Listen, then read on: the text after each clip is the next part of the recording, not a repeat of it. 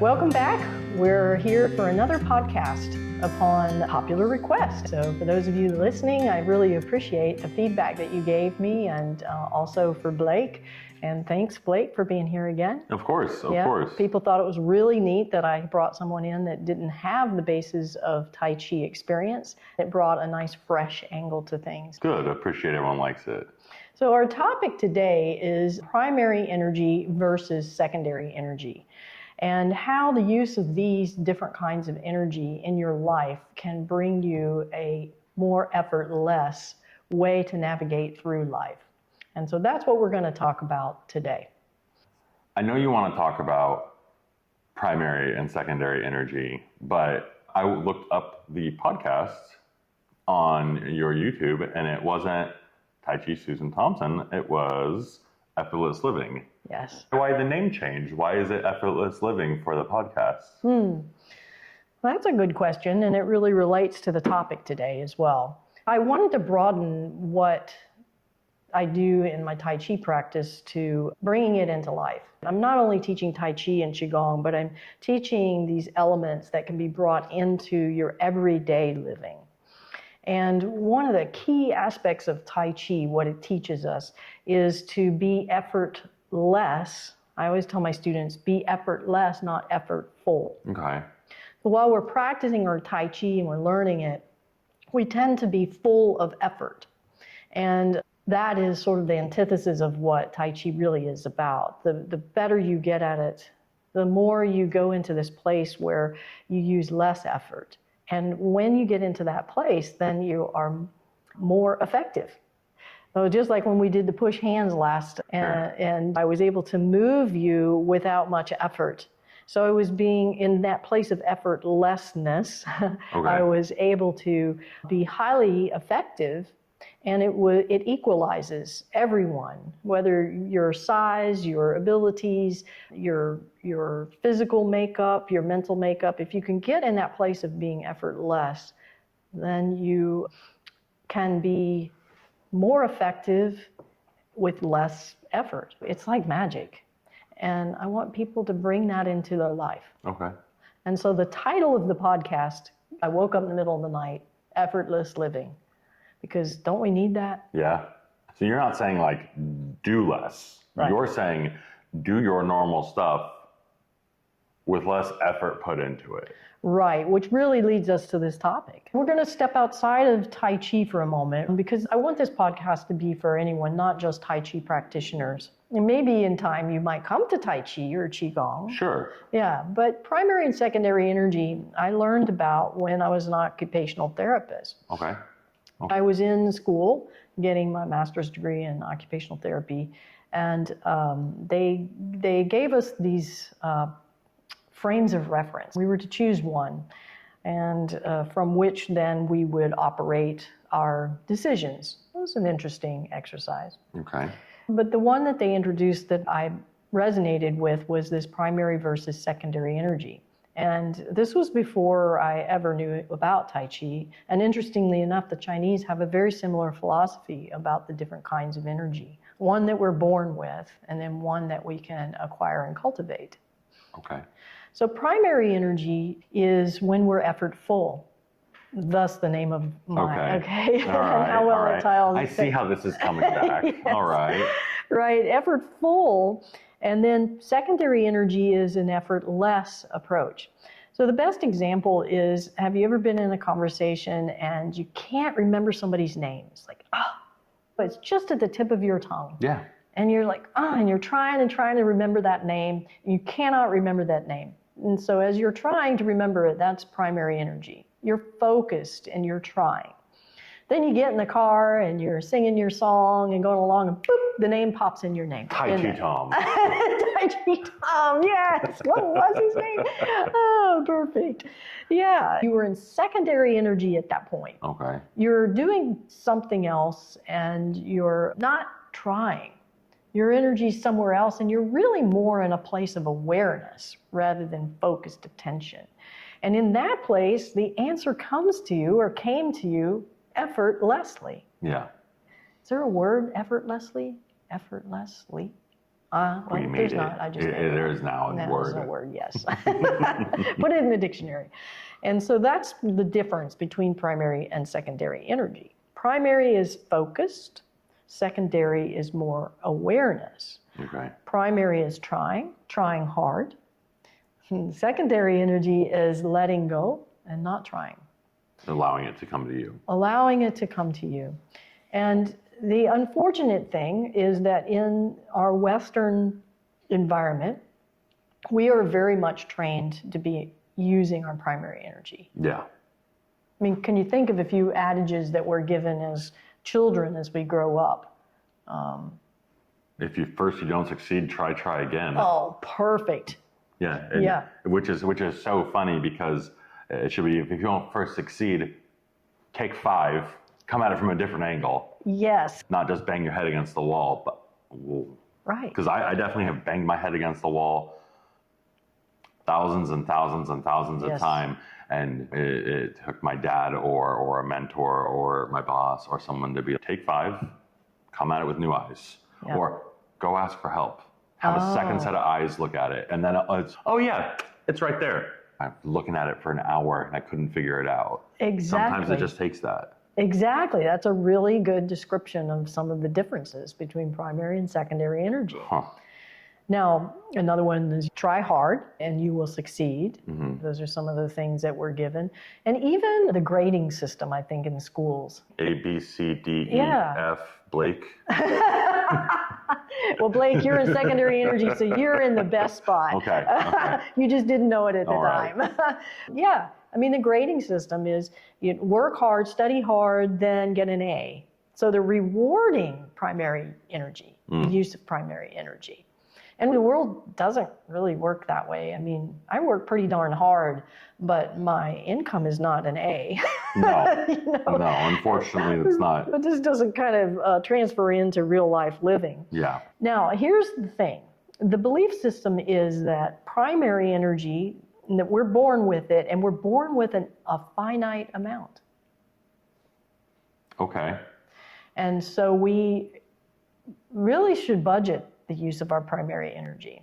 In other words, we're given a certain amount and then it's gone. Like maybe that's when our life ends. I don't know. The primary energy, you were given a certain amount and that's what you have. Secondary energy, on the other hand, is infinite amount of energy. So it's a bank account that we can draw from and it never becomes depleted. Okay. The primary is a bank account that has X amount and whenever we tap into it, we're using that resource and it's not necessarily regenerated. Then why not train yourself or begin to become a little bit effortless and go into that secondary energy, especially when secondary energy is actually more effective. So it's effortless living, but more effectiveness.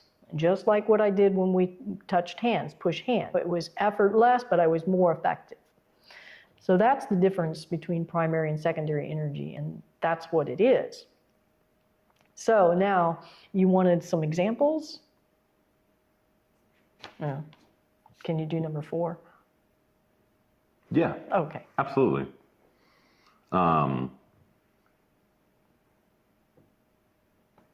Did I throw you off? No, not at all. Not at all. Okay. I was reading 3 because that's how my brain Oh, works. in that way. order, yeah. I was like, okay, so That's what primary energy. What am I skipping? What am I skipping? The checklist. Yes, I'm the same way. And we're going out of order. Are you kidding me? Did you see his brain? It went zzz, zzz, zzz.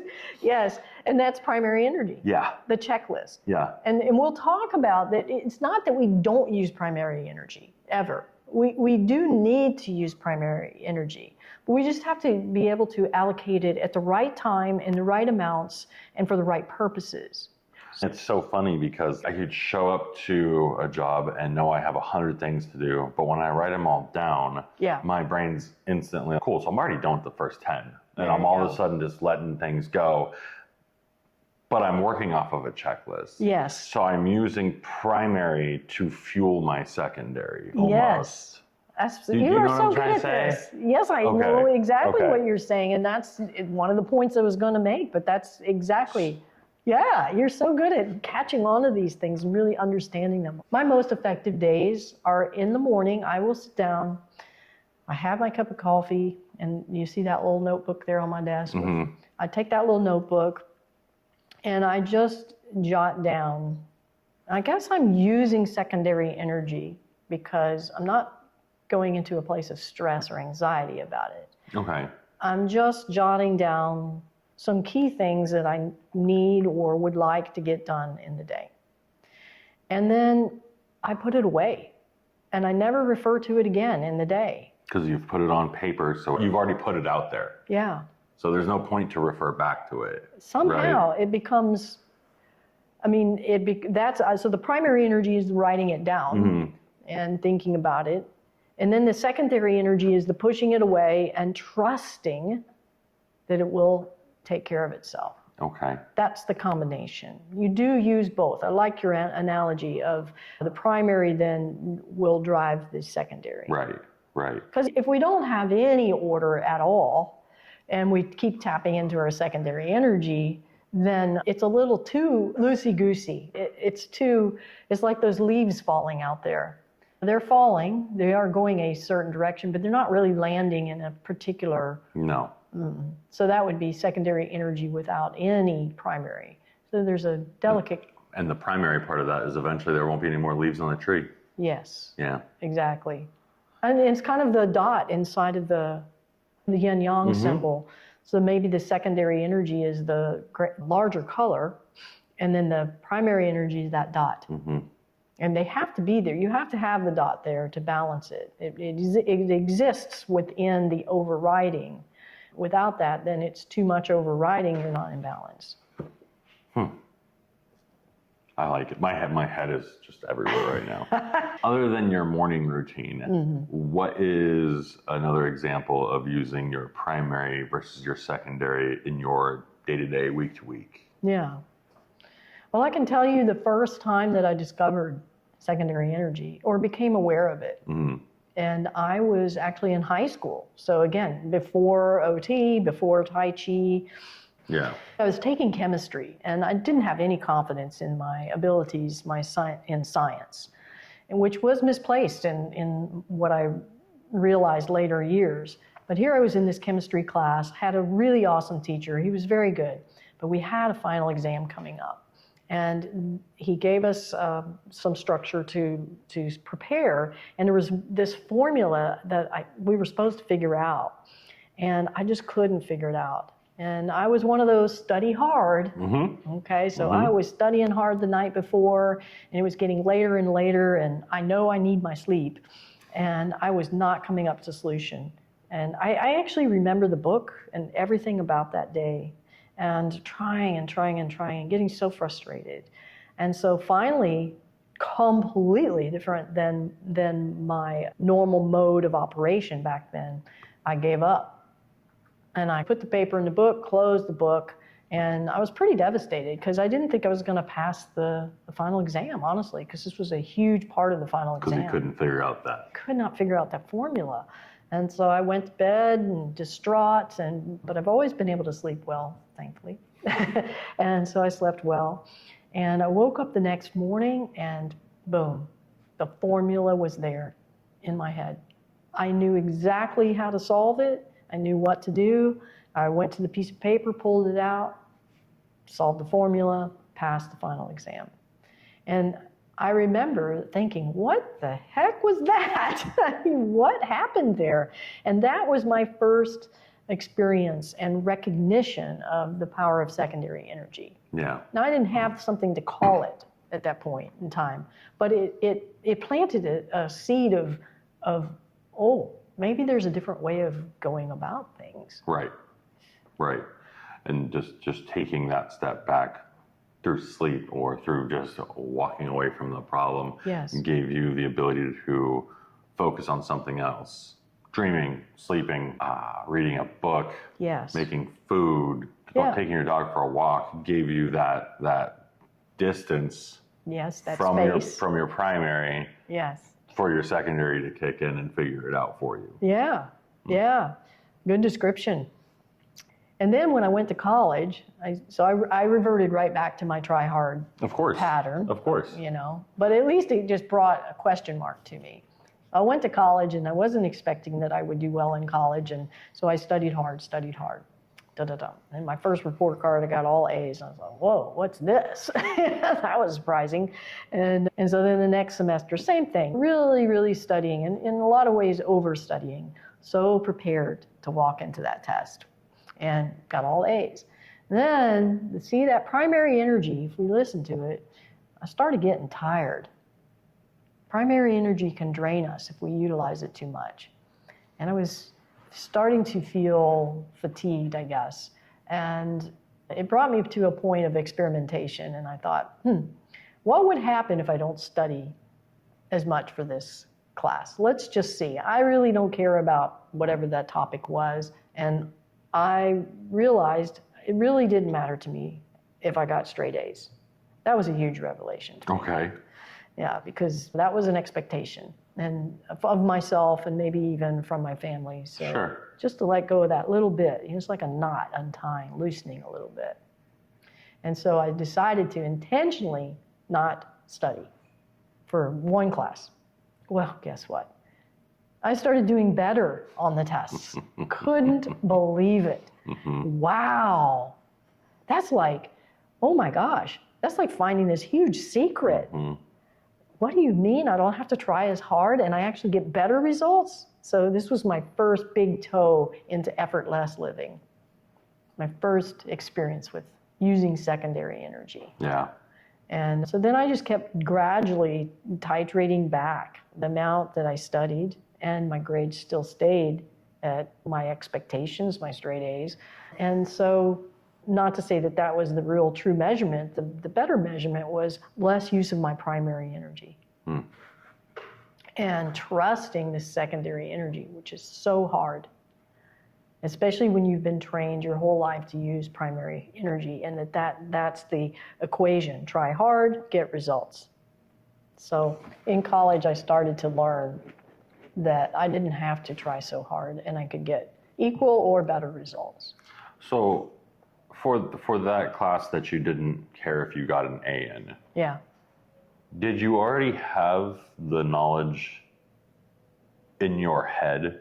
Did you already know the answer, read the book cover to cover, but then you just didn't do the extra studying, the flashcards, the highlighting, the everything else? How did you the answer without ever knowing the answer? The primary is where I was doing all the extra things that Gotcha. you described, the flashcards, the everything like that.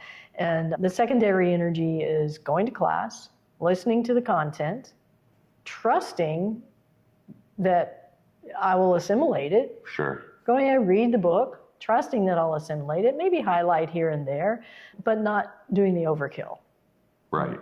The flashcards, the effortfulness, rather than more effortless approach, and found that the results were the same or better. So did you then take your newfound effortless way of college to the rest of your classes, or was it more of just like a, wow, that was really cool, I like the experiment, but I'm going to keep doing what I'm doing for the other classes? Oh, well, eventually I was like, oh, this is great. I don't have to study so much. So I liked that part. Okay. And yeah, I adopted that pretty quickly. Okay, very cool. But it wasn't that I was able to take this into every part of my life. And even now I still struggle with it. It's part of our training and our personality. Sure. And so it's not something that it's not innate. I don't think it's innate to most people. Maybe there's some people out there that it's more natural for, but certainly not for me. I'll give you an example. Okay. Even preparing for today's podcast, I found myself going into primary energy. We had so much fun last podcast. Yeah. It was just really open-ended and had a few points, and we kind of put that aside. And every once in a while we'd look down. And then I found myself doing this elaborate outline and all these bullet points and everything. But then I go, whoa, what am I doing? How ironic. I'm talking about primary and secondary energy, and I found myself migrating back into primary energy. So this is not a flip the switch and change your life forever it's a continuous process. It's Right. always becoming aware of what type of energy, and just, I think, being aware of your own habit of which energy we tend to use, which is primary energy. Sure. And trying to figure out how to use the primary energy as little as possible to just help secondary energy take over. Yeah, Yeah. to tap into that secondary energy. It's interesting because, like, I'll ask people, like, hey, do you like to cook? No, I hate following recipes. I'm like, so do I. Like, just follow your taste buds. Like, let the food tell you what it wants you to do. Like, no, if I did that, it would be inedible. I'm just going to tell you. Sure. You have a talent there. Yes. That's how I'm equating it. It's like, I use a guideline. Okay. Right? Like, put eggs in a pan and then flip them. Awesome. What do I do from there? Oh, that's neat. Yeah, that's neat. And maybe I think that kind of brings us to the next point of the secondary energy. How do you tap into the secondary energy? Because it's a skill. Yeah. Okay. And with your cooking, the reason you can do that and I can't do that, the primary reason is, I think, because you have confidence in cooking. Okay. And you have a skill level that you have confidence in your cooking, whereas I don't. And so I fall back on primary energy when I'm not confident. So when I would prepare for a test, for example, I went into primary energy because that gave me confidence. That gave me a tangible thing to hold on to. Okay. To be super duper prepared, then I wasn't as afraid of the test. So with cooking, I've got to have that recipe, and I follow it to the nth degree. I'm in primary energy because I don't have the confidence to be able to rest in the secondary energy. And that's the other thing about secondary energy that I heard you say, is that it's creative. It's a creative process. Yeah. Primary energy is not creative. It's regimented. It serves its purpose, checklist, trying hard. But if you're putting that primary energy there, there's no room for creativity. But what you just described in your cooking is like a little more creative, a little more secondary. It's interesting how you said that, because where I went to is you need to use primary energy to get the skill set, the fundamentals, the basics down, your foundation. Yeah. And then once your foundation's set, then you can start reverting back to secondary, kind of like you with your college story. With taking the test story, is you had the foundation there. Yeah. And then you were able to kind of, I already know the information. I'm going to do what I'm going to do on the test. Yes. Trusting it. Yeah. That's the hard part about this is trusting your secondary energy. In fact, I think that's probably the biggest barrier for most people, including myself, is just to trust that, okay, we've got this, I've written these things out, but now it's time to let go and just let it flow and trust that the outcome will be what it should be, or that the outcome will come to you in the best effortless way. I want to give another example. It's really recent. I had to get a new car, and I was really distressed about it because I love my car. I've had it for 12 years. And things have changed a lot in 12 years. And so I couldn't get the same kind of car for various reasons. And that means that I had a blank slate, and I had to figure out which car was going to best suit my needs. Yeah. So what did I do? I went into primary energy mode, man, and I started researching. Absolutely. Writing and comparing. It's a big investment. It is a huge investment. You should do the due diligence. Yes, and plus for me, I'm going to have it for a long time. Yeah. And so I was into primary energy. Finally decided on which car, and several people had even suggested that same car. And so then I went to the place where I purchased my car and worked with them. They were wonderful, and bought that car. And I brought it home, and fortunately they let you have a 30-day return policy. An amazing place. And so I brought that car home, and it just barely fit in the garage. It was really big. I had to take like a running leap to get in it. Oh, man. Yeah, and I found that everything like I touched just didn't fit me, right? And I just felt like every time I got in the car, it wasn't Susan.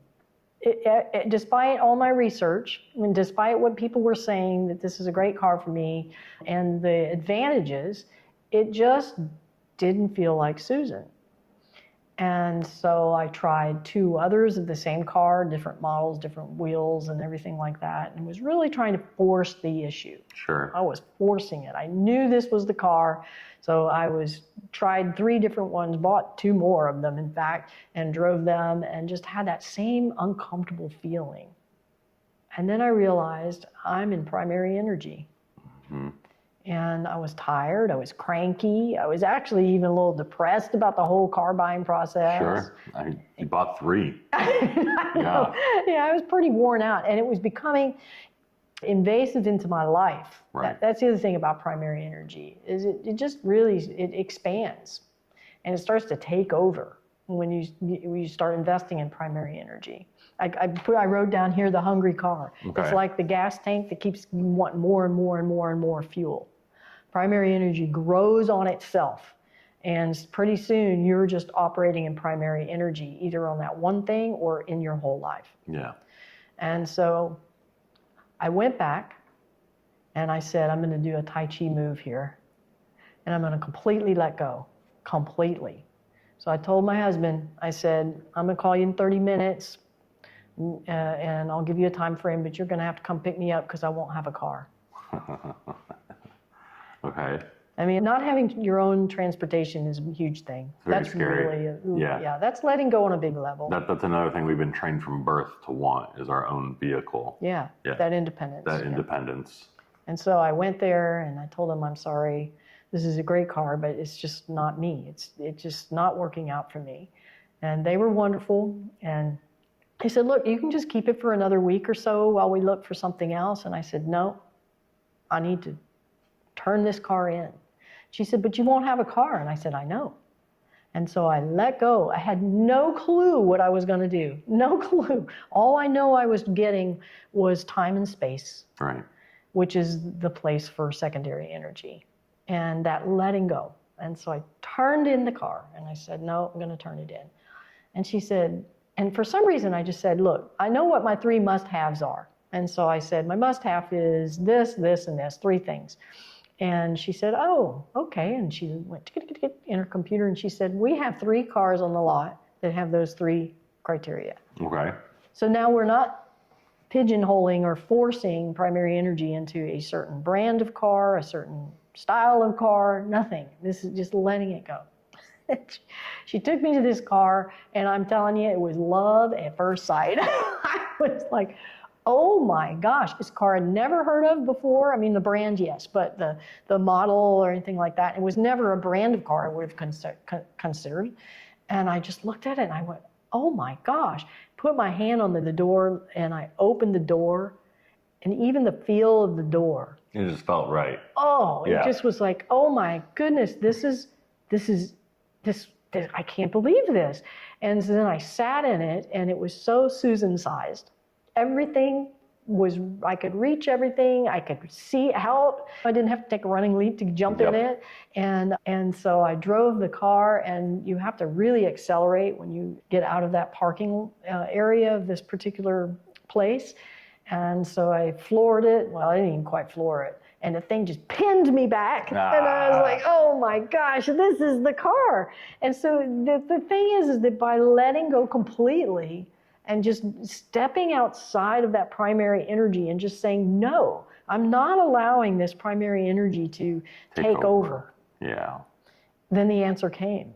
And I know it sounds cliche, let go and the answer will come, but it's true. Yeah. A good friend of mine said, cliches come from a place of truth. Yep.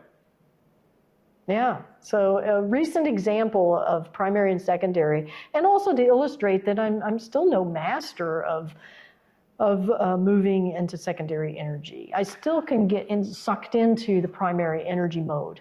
I think the primary energy, especially in the car buying process, comes from a place of fear. Because if you make that wrong decision when you're talking about tens of thousands of dollars or years, depending on your payment plan, years of your life that you're going to be anchored with this vehicle, yes, you can't make the wrong decision. So I don't know if it's anxiety or fear or I'm sure there's other emotions that go into that. Yeah. But I think when you say you're not a master of it, I think it's because we as humans just kind of have that fight or flight, and you were fighting it. So I think that's what was kind of forcing you more into the primary energy mode. Yes, very well said, and good insight. And that is one of the features of primary energy, is why we go to it. It is very good, Blake. It's based off emotion? Yes, and the primary one being fear. Yes, fear, anxiety, feeling of lack of control. Because how can we gain control back as well? We can make our checklist. We can go into primary energy. Yeah. And so the unfortunate thing, I think, nowadays is that we're being fed with fear a lot. Again, I don't want to go into any kind of ruffle feathers or into politics or anything like that, but I think we can all agree that social media and the messages that we get are very frenetic and intense and driving fear. I'm sure most people remember this. What household item in your house can kill you tonight at 8? Like that was on the news every night. Was it really? Right? I don't watch the news. But like back before social media, it was always like, what common cleaner can kill you? Don't drink bleach. I mean, there's nothing new in that. But that's how they got you to stay to the 8 o'clock news or the 9 o'clock news. And that's just the fear gets clicks, fear gets eyes on TV, and so that's just how it works. Yeah, and I hope, that's terrific. That's really so funny, right? I think things like YouTube and what we're doing, podcast and everything, has the power to change that. Sure. And to prove that it's not necessarily fear that's going to get the clicks. Right. It's the wholesome, the sincere, the pure-hearted things that will begin getting more and more clicks. So if you haven't clicked, click. Yeah. Click like. If you haven't, like and subscribe. Yeah, and subscribe. And then hit the secret subscribe button, which is the notification bell. That way you won't miss a video. Oh, I didn't know that. I didn't know it was a secret subscribe. Okay, right. So let's see. We had something in here which you touched on, that fear part, primary energies. Yeah. Okay, so our primary energy emotions ride on fear, anxiety, worry is another big one. And those things deplete us. Whereas secondary energy is more of that trusting yourself and the situation, having confidence, and then engaging in some of, like you talk about taking a break from it. Well, I think when we take a break from it and we fill it with something that elevates us or brings us levity, then it has sort of a clearing out, a more powerful clearing out. Yeah. And then we can come back to the problem and have more clarity. So the laughter, the joy, the giddiness that you've talked about. Secondary energy is more creative. It allows you to think outside of the box. Primary energy keeps you inside the box. So I think just discussing the differences and the root of where they come from is important, because the next thing is how do we achieve secondary energy? Yeah, I don't know how to get to the point of secondary energy without using primary energy. The way my mind is working around those two is primary energy is like the key going into the keyhole in the car. Turning it over, the ignition is all primary energy. Yes. And then after that, the car just runs. Oh, I it's like on that. secondary energy. Yeah. So the way I'm processing it, and it could be totally wrong, No, I like is this. you need that primary kickstart, and then secondary kind of takes over. Yeah.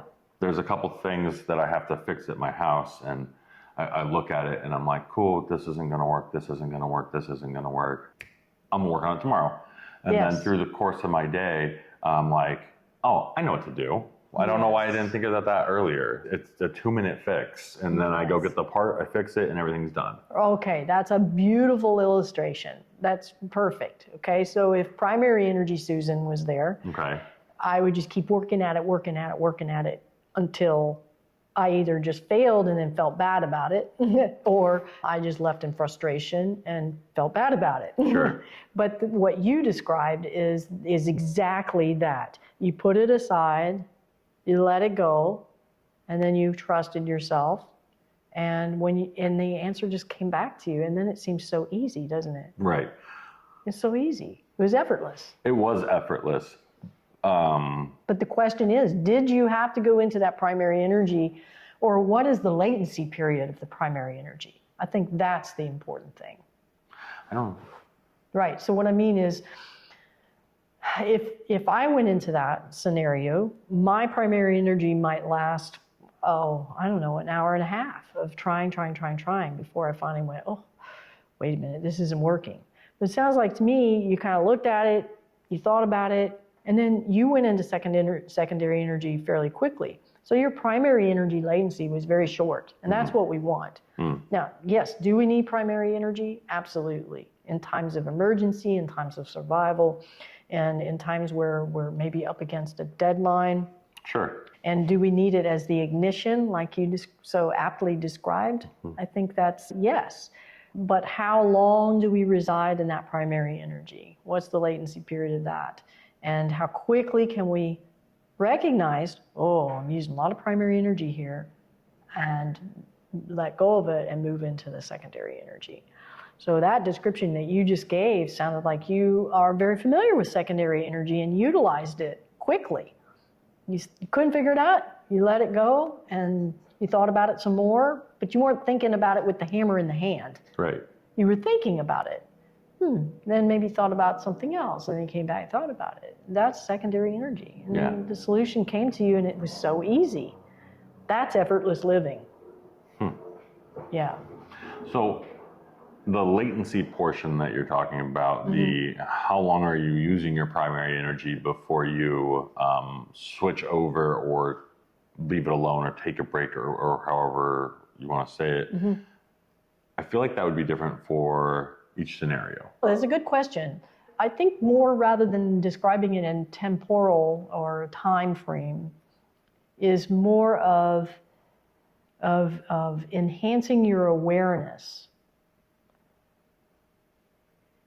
We only use and tap into our primary energy when we're feeling these things, the fear, the worry, the anxiety, or the have to get it done-itis. Have to get it done-itis. That's a being a working stiff. Yeah. We all have to get it done-itis. Yes. We all have that. Yeah, and it's a real part of life. Yeah. Can we be in that place and move into secondary energy and then become more effortless in the way we navigate life? So sometimes in all of this creative process, it seems like I'm just having to learn app after app after app, and then learn this piece of technology, and that's all primary energy. And so I can rock along and I can reside in that primary energy and feel the feelings of inadequacy because, oh my gosh, other people are doing this and why can't I figure this out? Those kinds of things. And what does that do? That just puts the heavy chi on top of the primary energy, and it's a sinking, and it wears you out. Pulls you down. Pulls you down, exactly. Or I can recognize, that's the key here, that's the message here, is first of all, know there are two different types of energy. The second one is to recognize when you're being pulled into primary energy, whether by your own nature or by the demands of the environment and what's happening in your life.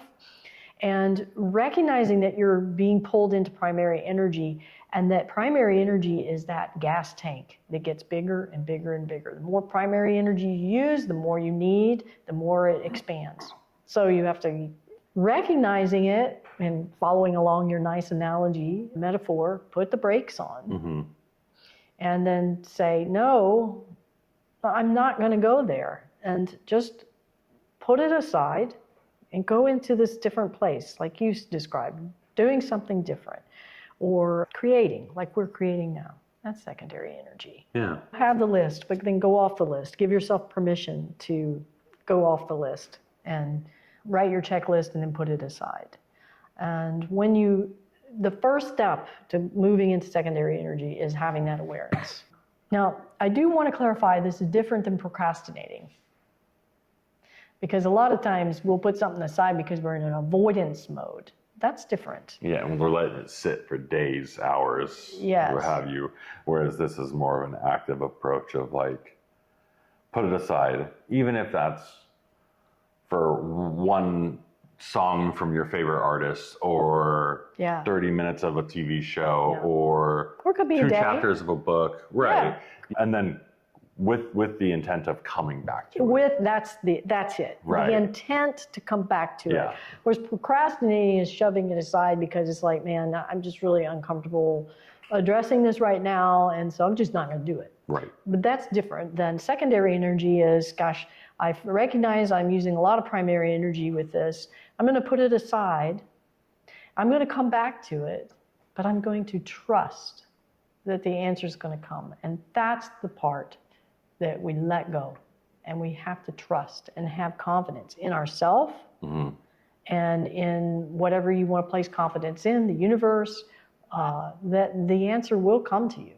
And the more you believe that, the more it really does happen.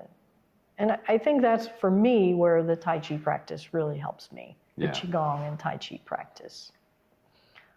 Because you've got to put your brain somewhere else. And how do you do that? Well, that's not easy.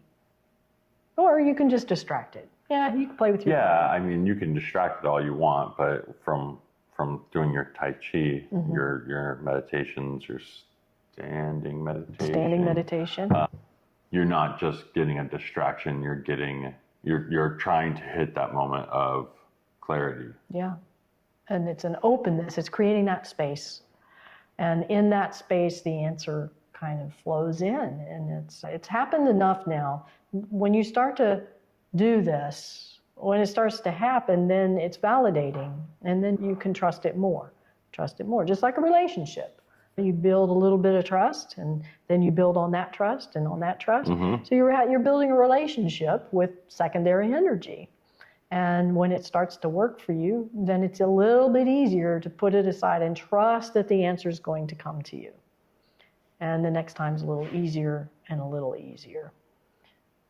So taking the breaks from it, recognizing that you are in primary energy, take the break, and then just trust and letting go.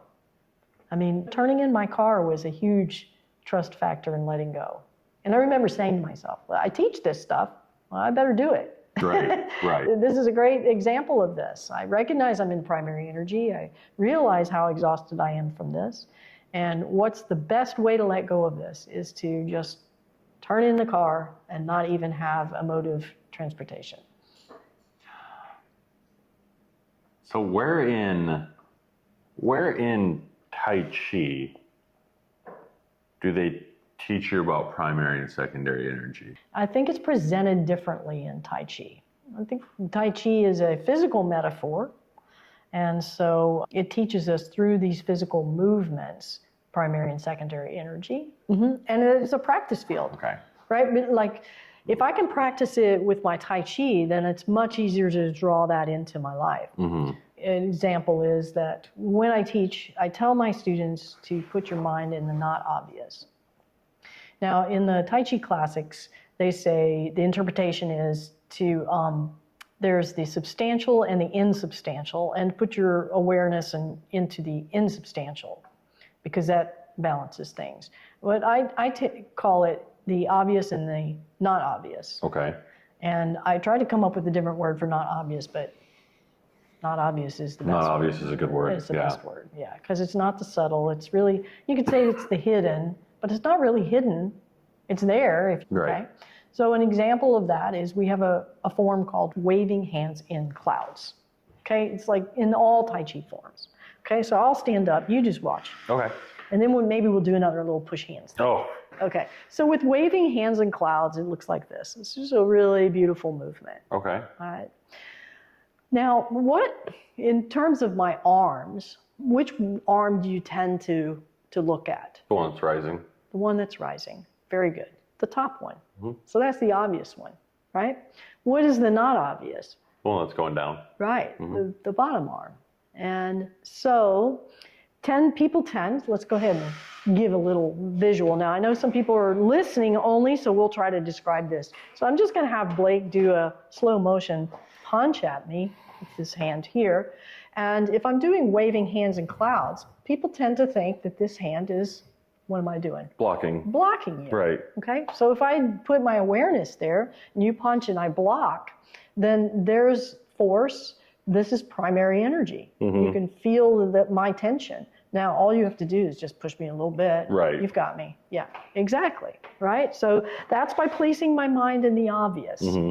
That it seems effective. That's the primary energy. Sure. But it's not. It's not effective. Especially when we have a size differential or something like that. Yeah, my head's not even in camera. Oh my gosh, how did that happen? I guess we zoomed in It's last okay. time. Did you get taller? No. Okay. No, I did not. All right. So now what I'm going to do is the same thing. So you'll punch, and I'm going to go real soft here. You feel that? It's a disappearing feeling. So this is the contact point. So Blake is punching at me, and I'm blocking with the top arm of waving hands and clouds. But rather than really blocking, I'm receiving instead. I'm not going to block. That's giving. Right. I'm going to receive, which means I'm just going to soften the contact point, and I'm not going to even put my mind there. As soon as I put my mind there, that's primary energy. Right. Okay. Then my bottom arm is really the not obvious. So I'm going to put my awareness there at the bottom arm. Okay. So just hold your arm there as if you were punching me. And then the bottom arm can move you. So see, you're moving. Yeah. So I'm driving here. Right. And it's moving your arm. Right. Now, as opposed to, if I tried to move your arm here, do you feel the difference? Yeah. Okay, so my mind's in the obvious. I'm trying to block you with my top arm, and I'm working real hard. It comes back at me. Now, if I use you're using the same force, but I use my bottom arm. Do you feel how there's a difference in the power?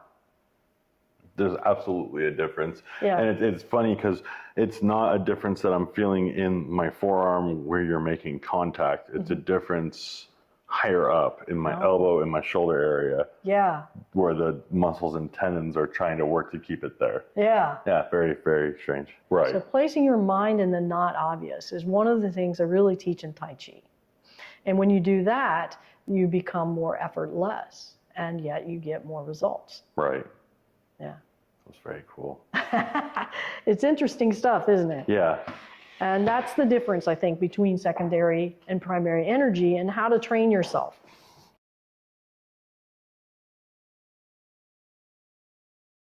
Tai Chi taught me a different way. Can you imagine if I had set the goals and achieved all the goals that I had set in life, and then Tai Chi came into my life, I would have seen that as a distraction. Right. I would have said no. I would close doors off. And that's another thing that primary energy does, is it gives us tunnel vision. In fact, I wrote a book years ago, and it was all about setting goals and seeing the line to the goal and all of that. And now I look at the book, and that's just not the way I want to be doing life now. Yeah. And so Tai Chi I can't even explain how or why, but it just ravels, it unties those knots, and where you're able to let go more. And I don't know whether it's because the movements that are a metaphor become a way of your life, or it changes your chemistry, or it changes your thinking.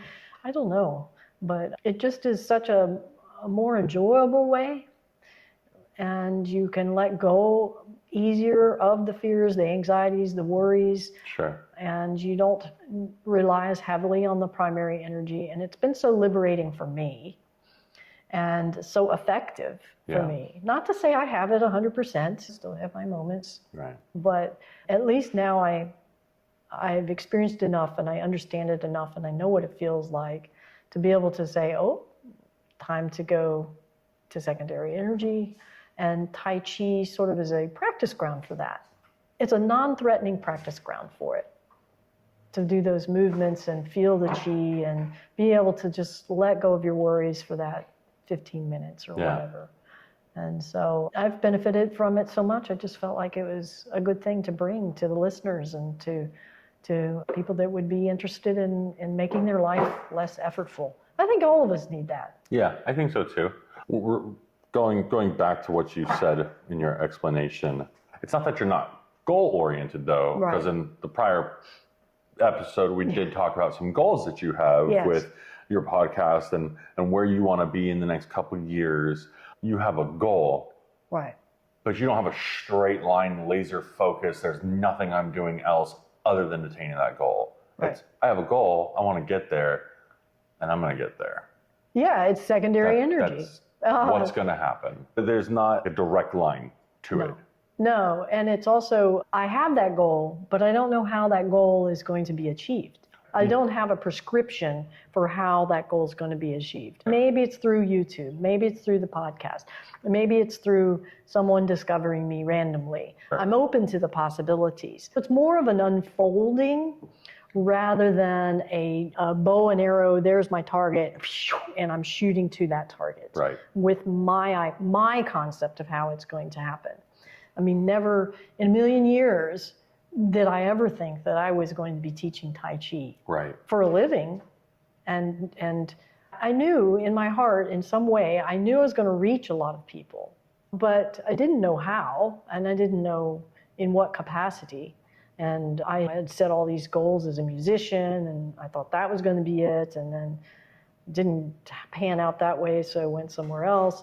And then Tai Chi came to me and opened doors. And I wasn't about to say no. And that's when I started to realize, I think that's when I started to realize that this secondary energy is really important. Right.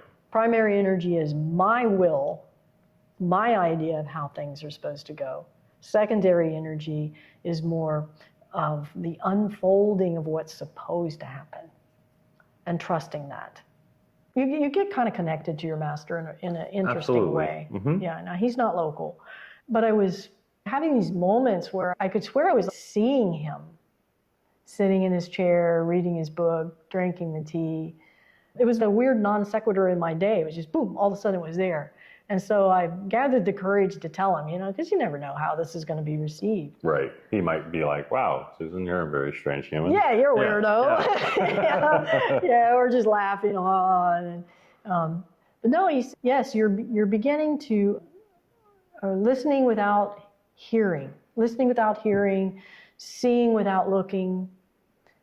And that's really primary versus secondary energy. It's like your awareness becomes so deep that you don't even need to be in the immediacy of the situation to actually see.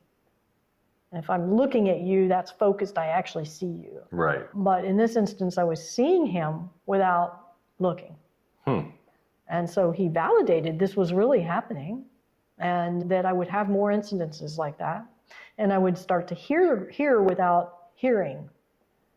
And I've certainly had that. The more I go into that place, that secondary energy, the more epiphanies I have. Right. That I want to share. Yeah, absolutely. That you should share. Yes, I hope so. I mean, I hope that people are interested in this because I'm not like superhuman. Anybody can start to kind of achieve this. Mm-hmm. And I want them to know that they can do this and that this energy in our mind is so very powerful and yet very accessible. You don't have to be, a super duper master to be able to do some of this stuff. My students, because I set that expectation, they have that experience. Mm-hmm. There's a difference in teachers. Like there are teachers who teach their prescription. Mm-hmm. They teach what they know and they teach it no matter who you are or what level you're at. Right. And so to me, that's primary energy. They know XYZ, so they teach XYZ. And they're not assessing where you are in that. And so maybe they're really good teachers and maybe they have that formula or prescription that they're teaching. But to me, it's a little unfortunate. You need to assess the student where they are and then adapt your teaching to their level. Right. And even the way you communicate it or show it or demonstrate it or teach it, that's secondary energy. Right. And then you're taking them wherever that student is and elevating them from where they are rather than, taking them back to square one and going through your prescription. That's primary energy. You know who taught me that? A little 4-year-old boy who I think had a disability of some kind. Like he might have been, I know he had sensory differences. He was, terrified of heights and afraid of a lot of things. And again, it was before I was an occupational therapist, before Tai Chi. I was in occupational therapy school, in fact. And I was teaching at a private school on the side as with my music degree, because I used to be a music teacher. Sure. And I got this part-time job teaching at this private school here in the DFW, and it was teaching little kids music. Talk about a fish out of water, because I used to teach high school band. So this was a real leap, right? Yeah, so it's I a was big really difference. lost. Little tiny kids, little tiny kids. And so, of course, I went into my primary mode because I was fearful. I know how to control high school kids. I did at the time, but I had no idea how to, manage a classroom of 4-year-olds. Yeah, That's terrifying. children, toddlers. Even to me right now, that's a terrifying thought. Yeah. But here I was, the music teacher of 4-year-olds. And so I had my lesson plan. I went into primary energy, had my list of what I was going to teach. So like today it was about the whole note. So I was going to teach them, the difference between a whole note and a half note. And I had all the lesson plan and how I was going to do it and my materials. And I think I had like Play-Doh. I was pretty creative, we were going to make a ball and that's a whole note and we were going to just cut it in half and all that. And so I had my lesson plan and I got up there to the classroom and here's this, it just came unraveled. I mean, Immediately. The lesson plan was out the door. The materials were all over the classroom, and I was so distraught. And here's this little needy little 4-year-old boy, and he was distraught actually. And I sat down with him, and I don't remember what was happening with the other kids. I guess they were lighting safe. fires. Yeah, whatever. Maybe they were eating the Play-Doh. I don't know.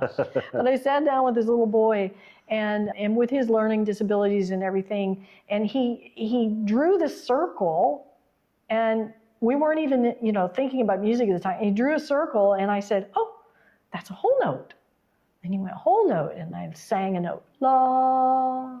And he went, la, and then he drew some little circles. This is about all he could do, really. And I said, look, half notes. And then I sang a half note. And so then he got engaged, and he was sort of driving the lesson. And I went into secondary energy. And then everyone else started trying to... They came in, and it just unfolded into this. When you're in secondary energy and things start to work, there's this little sizzle. Yeah, everything starts to kind of It's click. Yeah, click. Everything starts clicks. to come together really quick, and you're just like, you're in the zone. Yeah, in the zone. And there's this feeling of this magic, right? And it's an invigorating feeling of sizzle. I think that you and I have that in these podcasts. Absolutely. Because we're not planning these things out, but the energy is great, the exchange is great. We're tapping into secondary energy, the fun of creating without having our checklist. Yeah. And so, you would think that I would say from that experience, wow, that was really cool. I was in a great mood. The next day when I had to come back, what do you think I did? Lessons plan. I had my lesson plan. Yeah, lesson plan. Primary energy, lesson plan again. Well, sure enough, the same thing happened again. And after a while, I just decided, the heck with these lesson plans, and I just discarded the lesson plans, and I would just have a general idea of what I was going to teach, based on what the curriculum said I had to teach. Maybe today it was quarter note. I don't know. And so I would walk in, and I would have we had stuff, but I didn't even have materials in mind or anything, and I let the children decide how we were going to learn the quarter note. Right. So they taught me, that little 4-year-old, and they were the best lessons. Oh my gosh, they were so great, and they were so rich and so effective, and yet it was effortless. Because that's a beautiful story. Look, if somebody with my background and my nature to be in primary energy and to have those checklists can do this, anybody can do this. Right. It's about, It's about that ignition effort Yeah. followed up with the effortlessness. Right. Letting. Effortlessness. It's hard to say. It is isn't hard to say. Yeah. Not being effortful, but being effortless, and how to bring that into your life. And we do that really through that secondary energy and trusting it. Going into that classroom with no lesson plan, but an idea of what I wanted to teach, and having my eyes open to what opportunities were going to present itself to teach that concept. Yeah.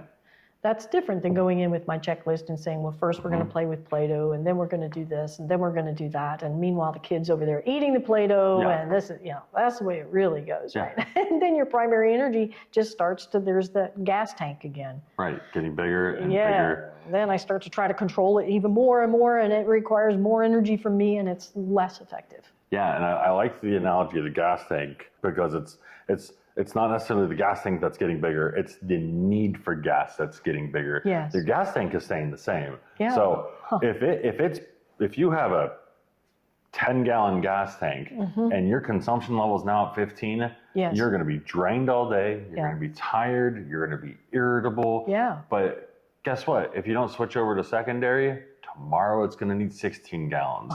The next day it's going to need 17. Yeah. The next day, and you can't, without using secondary energy, you can't just get that break. You can't get that refill. You can't even think about getting a bigger gas tank. Like if we talk about athletes, they talk about once they're tired, I've heard it being said that like, oh, I feel gassed, or I'm done, or you only have so much energy. Yes. You only have so much that you can put out there. That's you right. can leave it all out on the field, but once you've left it all there, That's it. you're either won or you lost. Yes. That's it. And depleted. Right, and depleted. And you need that time to rejuvenate. And most people don't take that time to rejuvenate. No. Yeah, that's good. That's a good visual. Yeah. Definitely. And it just keeps growing on itself, that primary energy. It's like a weed. It is. It is absolutely like a weed. It's where we place our thoughts, because what we focus on grows. Right. Everyone focuses on the negative, and it's so hard to pull them out. And that places us in the heavy chi, which places us in primary energy, which just depletes us. Yeah. And it's just a matter of shifting. Well, one simple example of primary versus secondary and how it influences your physical chemistry, your physiological makeup. So what I want you to do is we're going to look at, well, I'll turn Tai Chi Tom around here. Let's see if he can sit crisscross applesauce without dislocating his hip. Very good. Okay, so I would like for you to look at Tai Chi Tom's heart, and particularly that little spot right there on the heart. Okay. Now the word look, and at a particular spot. So you have a very focused visual field at this point. All right, so we're going to call that primary energy. That is primary energy. You're looking. Now what I want you to do is you still keep your eye gaze on that point. So if you're listening to me right now and you're in the podcast, why don't you do this as well? Go ahead and find a spot, a small spot, and just look at it, okay, with focused intent. And that is primary energy. And now, as you do that, I want you to just sense your body and maybe take a breath in. So you're focused on that spot with your visual field. Take a breath in and just notice. Okay, now you're going to open up your visual field to take in the peripheral visual field. So you can still be, your eye gaze is still on that dot, but now I want you to see as much of the room as possible. Open up your visual field so that you're taking in as much of the environment as possible. And feel and sense your body. And take a breath and feel that. All right? So that is actually awareness. That's not focused. So by widening to our peripheral vision and taking in a wider scope, we're moving into awareness. Now tell me what you felt between those two. Calm. Yeah. Yeah. Yeah, I felt calm. Isn't that something? Yeah. That's nice. So just a very simple, Quick. example of how to practice primary versus secondary energy. Simply by changing, we weren't really changing our visual acuity focus. No. We were still on the same Still looking dot. at the same dot. But then by opening up your visual field to that peripheral vision, it calmed you down. It calmed me down. I felt your energy calm. Yeah. And our breath dropped. Mine did. It dropped down to a lower point when I had that more peripheral vision. So we moved into secondary energy with one simple strategy. And Tai Chi has many strategies like this to move us from the external to the focused primary energy into more secondary calming energy. Secondary energy is calmer.